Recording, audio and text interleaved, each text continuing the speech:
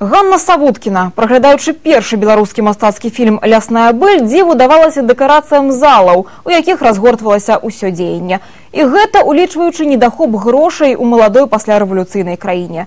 А аказваецца, па гэтых пакоях і сёння можна прайсціся. Яны сапраўдныя. Это 26-й год.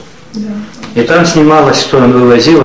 Гэта цяпер прылукі ад Мінскага кальца усяго 7 кіламетраў, а стагоддзі таму ад невялікага цэнтра гадзіна на конях. У прылуках зусім не правінцыяльны гатычны помнік архітэктуры 17 стагоддзя, замкава-паркавы ансамбль рода Чапскіх. Праўда, у сучаснасці дадатак паркавы можна выкрасліць. А пачыналася ўсё з блаславення мітрапаліта Пятра Магілы. 4 стагоддзі таму быў заснаваны праваслаўны мужчынскі манастыр. Пазней новыя ўладальнікі зямель манастыр руйнуюць, ці дакладней перабудоўваюць пад замак.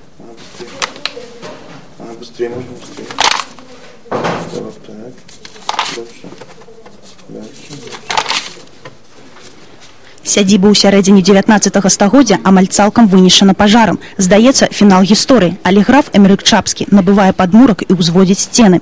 На тэрыторыі фальварка з'явіліся стайні, вазоўня, двухпавярховы флігель, дзе былі кухня, жылыя памяшканні і аранжарэя.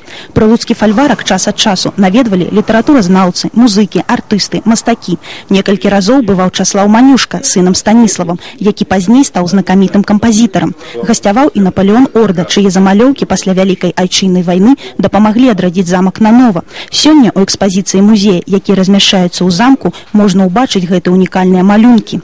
Во время войны здание пострадало в сильной степени, выдержали мощные стены, которые толщина доходит до 1,5–2 метров, но перекрытия все рухнули при бомбежках, и здание было восстановлено только в 1960 году Минской опытной станции Всесоюзного института, а теперь он называется Всероссийский институт защиты растений.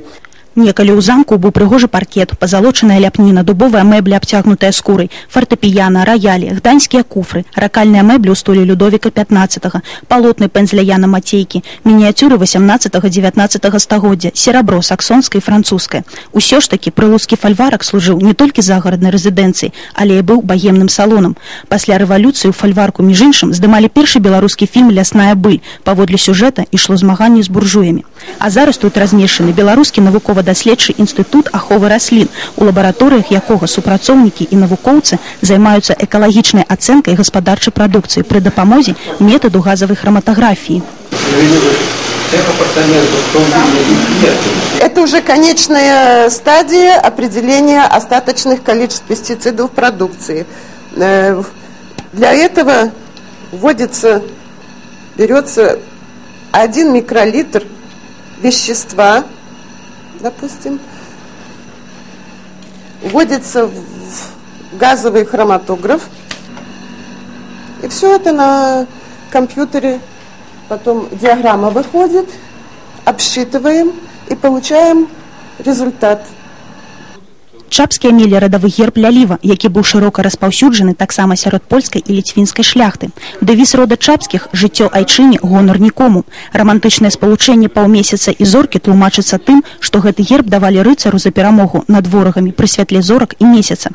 Сёння нашаткі знакамітага роду распаўсюдзіліся па ўсім свеце. Звесткі аб іх можна знайсці і ў Польшчы, і ў Літве, і нават на іншых кантынентах.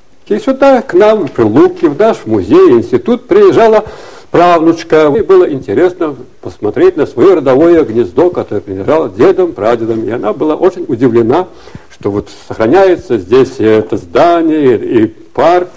Ад уязной брамы да палаца вядзе доўгая алея шырынёй 8 метраў, а даўжыня яе 365 крокаў па колькасці дзён у годзе. У вежах замка размяшчаліся малітвенныя вуглы прадстаўнікоў рода Чапскіх, куды ўваход дзецям быў забаронены. З замкава-паркавым ансамблем радавога маёнтка Чапскіх звязана шмат міфічных гісторый і легенд. Напрыклад, адзін з уладальнікаў замка, Томаш Вішнявецкі, у вежах хаваў муміі сваіх ворагаў. Да, по вечерам, особенно во время летних тут таких ночей, можно видеть огненные колеса, которые катятся по парку. Но это, правда, редко кому удается видеть, но такая легенда есть. Знаходжанне інстытута ў гістарычным фальварку збоку ўспрымаецца недарэчным, але тое, што ў помніка апошнія 40 гадоў ёсць гаспадар, гэта і выратавала яго ад разбурэння. Але і гаспадары-навукоўцы хацелі б свайму дому вярнуць элементы згодна з першым эскізам. Ганна Савуткіна, Віктор Барысаў, агенцтва Телена.